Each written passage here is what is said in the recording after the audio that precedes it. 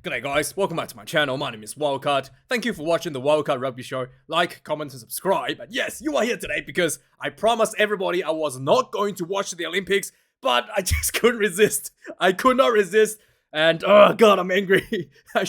Big mistake for me tonight. Okay, now it's 4 o'clock in the morning. I'm yelling into a camera because when I saw the lineup for the bronze medal was between the Blitz box and the Wallaby Sevens, I just had to. I just had to tune in to watch this one, and boy.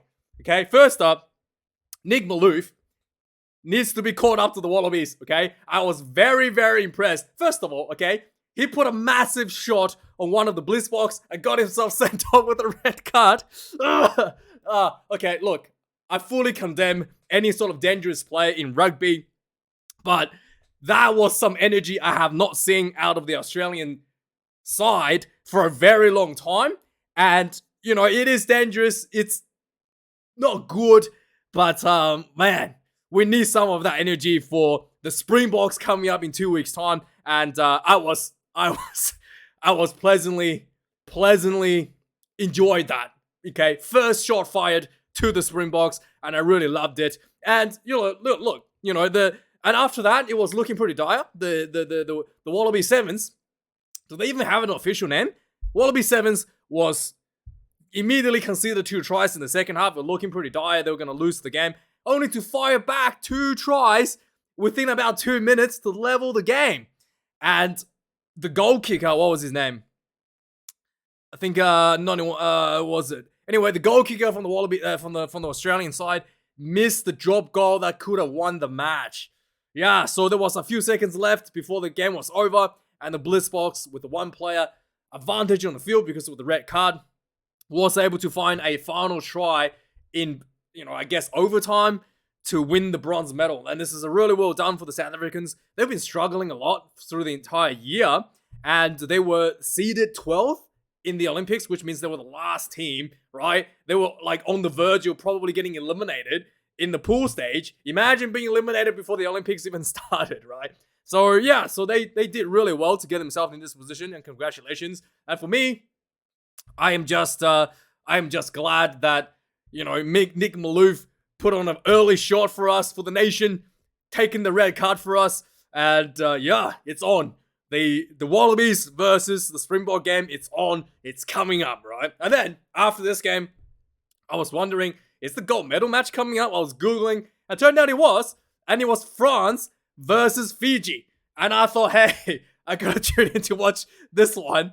Okay, look, I know France won like one of the Sevens tournaments in the last year since Dupont joined, and he has just been like in and out of the team, and they haven't won any more tournaments since then. And I also know that the Fijians were struggling as well for the whole year. There were some talks of their coaches getting fired, and I really wasn't, I had no idea what to expect going to this game, to be really frank with you, because I really didn't know what's gonna happen, right? Is Fijian even any good as they were before?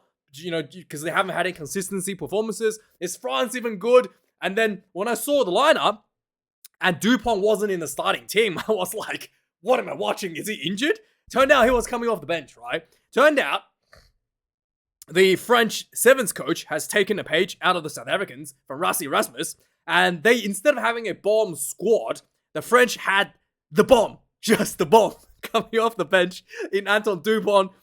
Too dangerous, guys. Can't do that. Too dangerous, okay? Ban it immediately, guys. Too dangerous. But hey, the bomb came onto the field. My God, he immediately, like, he literally single-handedly won the gold medal for the French. I mean, amazing. Just, you could not expect anybody to make any bigger of an impact, right? Immediately from the kickoff in the second half, as he's on the field, it was like, the Fijians was like, score the first try. France bounced back to level the game. And immediately from the kickoff in the second half, Dupont was on the field. His first touch of the ball, he ran down the sideline from the kickoff, offload, set up the first try in the second half, and in the entire second half was just 100% French. It was just absolutely one-sided, and he scored 2 tries after setting up the first try in the game. He even scored a more try. I know, he scored a more try for French. I know, in the Sevens game, there was a more for the French, and Dupont scored in a Sevens game in a more try. I know, it's bananas. He was throwing in the lineup as well. He's suddenly I like him a lot more than him playing halfback, right? You know, he can finally we can put him as a utility player to play a hooker. But man, what a performance! 2 tries. So one thing I did notice was really, I have to point out, I think a lot of Fijian fans will be talking about this. It's just like the stop-start nature of the refereeing in this game.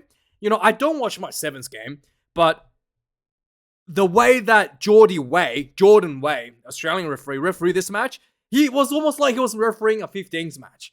There was a moment where he was having a discussion with the players about the scrummaging.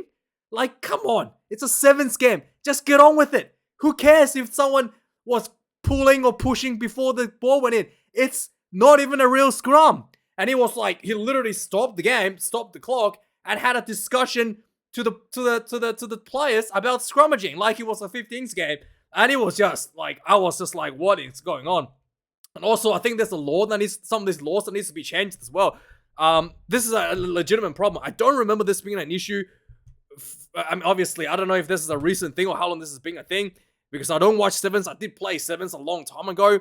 So basically, when there's a penalty, the referee is preventing people, both teams, it's not just against Fijians, both teams from taking a quick tap.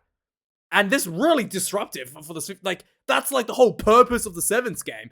And he was just like, no, you can't take a quick tap because the mark is like 10 meters away. And this basically stopped the whole point of the Sevens game. So like a team, like it's just really stupid. Like the way that it was managed was just really stupid. The whole point of the Sevens game is about fast-paced, quick taps, and, you know, attacking rugby. Flowing attacking rugby, right? Actually flowing attacking rugby. And I think they need to really change the rules. In the 15s games, yes, I can understand, because if you're not in the right mark, there could be a big advantage. But in 7th game, you should have like a big radius for where you're allowed to attach the ball. Like, you know, if you're within 5 meters or 10 meters from the mark, you should be able to just tap and go. You don't have to go to the mark, because it's a 7th game. It's a 7th game. Like it completely defeats the purpose of getting the penalty in the first place. It actually defeats it's a disadvantage to the team that just got the penalty. So like, it's just so stupid. It's so stupid the way it's being adjudicated when a team gets a penalty and it turns out to be a disadvantage because you're completely stopping the game. Because the whole point of Sevens, right, in case you know, just let me explain this. It's just maybe a little bit clearer. The whole point of Sevens is kind of like trying to find opportunities amongst chaos. If the both teams are lined up perfectly, you're not gonna break the line. It's all about like forcing mistakes and quickly finding like a turnaround and then finding a space in the defensive line. It's all about the chaos that creates the opportunities. If you allow a team to stop and set up the defense line because you're like, hey, you're not on the mark, you're actually losing all of the advantage that you're supposed to be getting. You're actually giving an advantage to the defensive team because there's no more chaos. That's how stupid that is. And they need to, like, if they want Sevens to be taken seriously as a sport, they need to look into that, right? This does not make any sense in the Sevens game. It makes sense in the 15th game to some extent. In fact, I think the 15th game, you should still allow to tap within like a 5 meter radius or something, right? In the 7th game, definitely need to have a big radius, like 5 or 10 meter radius. We're allowed to take a quick tap. It's just really mind-boggling the way it was refereed. I don't know. I don't think it's Jordy Way's fault. I think this is just the way that he's being taught by his bosses, right? This is how you got to do it.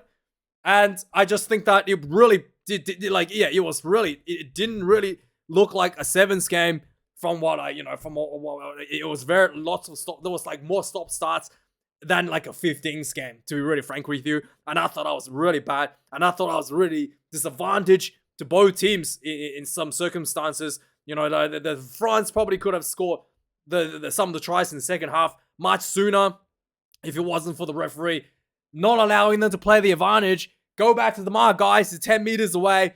Can't take a quick tap. If that wasn't the case, both teams could have probably scored more tries and made the game more exciting. Anyway, thanks for watching this video, guys. Like, comment, subscribe. And I'll see you guys next week for the news.